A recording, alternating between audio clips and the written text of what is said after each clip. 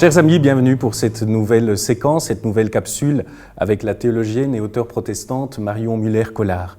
Bonjour Marion Muller-Collard. Bonjour. La dernière fois, nous avons évoqué cet autre Dieu, ce Dieu qui appelle et dont sa parole est promesse, c'est-à-dire qui peut susciter le désir et la liberté de l'être humain contre tous les assujettissements et les aliénations dont bien souvent les religions d'ailleurs sont complices. Alors ce Dieu qui promet, ça fait écho, je pense, chez vous dans votre itinéraire spirituel et intellectuel avec une grande philosophe du XXe siècle qui s'appelle Hannah Arendt. Est-ce que vous pouvez nous en dire un peu plus et le lien que vous faites avec le thème de la promesse, du pardon? C'est elle qui fait des liens qui parle de la promesse et du pardon. Et c'est étonnant chez cette philosophe qui ne se revendiquait d'aucune confession, même pas de... Elle disait qu'elle était juive de naissance, que c'était un fait de naissance. Voilà, mais qui a toujours été discrète sur ce qu'elle pouvait entendre de sa propre appartenance spirituelle. Enfin, voilà. Mais pour moi, c'est vrai que dans ma lecture à moi, je ne veux pas à tout prix l'entraîner sur mes terres, mais malgré tout, en la lisant, j'ai trouvé beaucoup d'écho avec l'Évangile. Et notamment, elle a fait sa thèse sur Saint-Augustin, quand même, il faut dire. Donc il y avait quelque chose qui devait peut-être un petit peu la travailler, mais elle parle du pardon et de la promesse, et elle est très, très sensible. Pour moi, c'est vraiment une prédicatrice, dans le bon sens du terme, de l'avenir, de la possibilité du recommencement, en fait.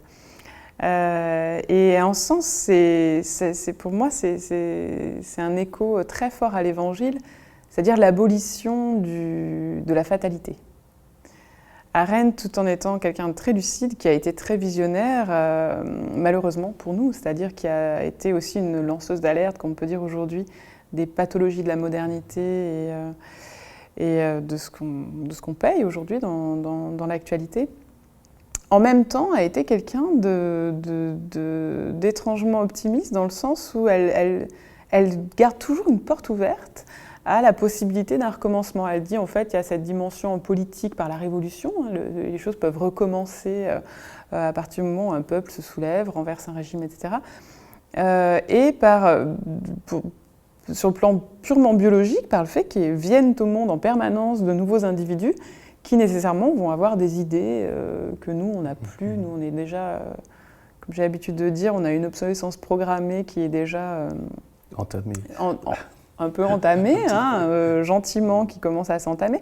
Et donc, effectivement, on a devoir là d'accueillir des nouveaux venus. On n'a plus l'âge d'être visionnaire. Ceux qui sont visionnaires, c'est ceux qui sont en train de monter et d'être un peu plus en adéquation avec le monde tel qu'il est aujourd'hui. Et le pardon et la promesse sont des valeurs, des principes qui sont chers à Arendt, aussi en ce qu'ils permettent, ce qu'ils ont comme point commun, c'est aussi cette possibilité de retourner la fatalité, en fait, comme dans une prise de judo, vous mettez la fatalité au sol et vous relevez.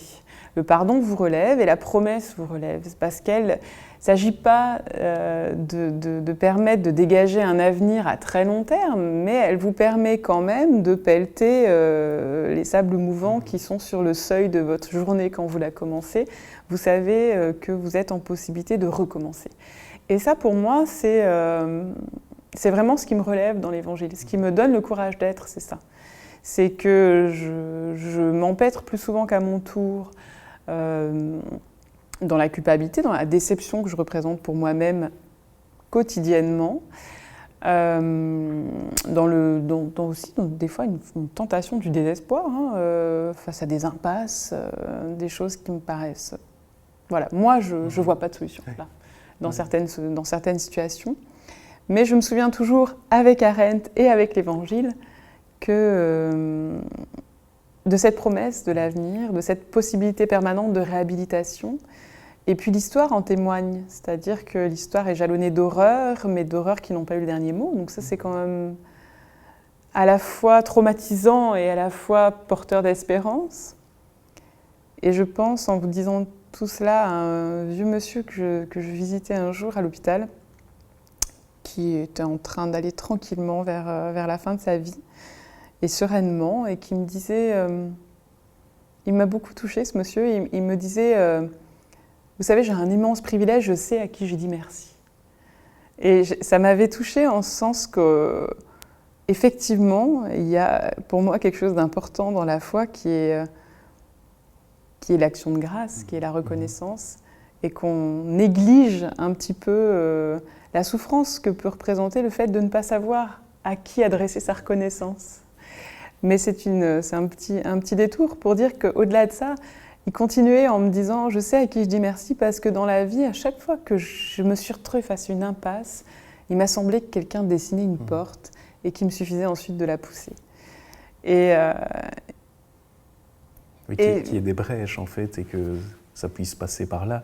Est-ce que vous ne croyez pas que c'est peut-être une des choses les plus dommageables que le christianisme a un peu perdu au fur et à mesure de son histoire, où il s'est devenu cette institution faite peut-être pour durer dans du dur, c'est de perdre ce rapport à l'avenir, une sorte de perte aussi par rapport au thème de l'attente, de la promesse, ou pour même parler un langage ésotérique de théologien, une dimension eschatologique. Mais je sais pas, moi je suis un peu embarrassée avec l'eschatologie dans le sens où ça pourrait laisser entendre qu'on attend quelque chose qui doit arriver. On regarde sa montre, on se dit plus tard, ah tiens tout à l'heure peut-être, non, bah encore plus tard. Enfin, il me semble que tout est déjà accompli. Voilà. Le problème de l'eschatologie et de l'espérance, de l'usage parfois abusif qui est fait du mot espérance, pour moi, il y a une dérive un peu marketing aussi des chrétiens, des fois, de dire « bon allez, c'est pas top aujourd'hui, on vous l'accorde, mais il y a l'espérance, vous allez voir, ça va aller mieux ». Je sais pas, moi, en fait. Je sais que le royaume est déjà là. On n'est pas en train d'attendre le royaume, on est en train d'essayer de le vivre.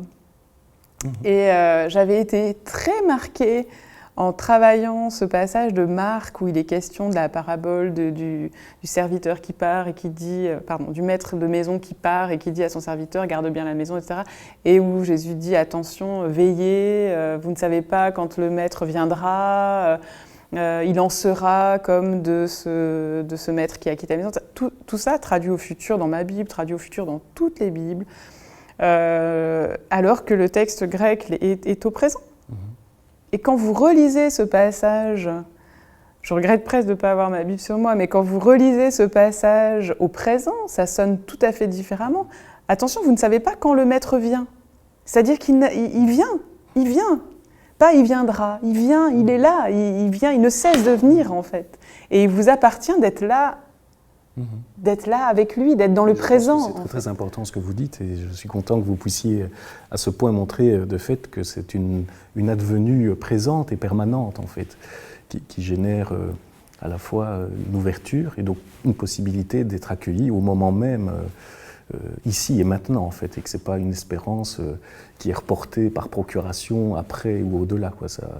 Ça nous atteint si on veut bien se laisser atteindre, évidemment. Je crois, oui. Je crois qu'il y a vraiment un enjeu du rapport au temps. Et à mon avis, il y a beaucoup de problèmes philosophiques, mais aussi spirituels, qui ont un lien avec comment on comprend le temps.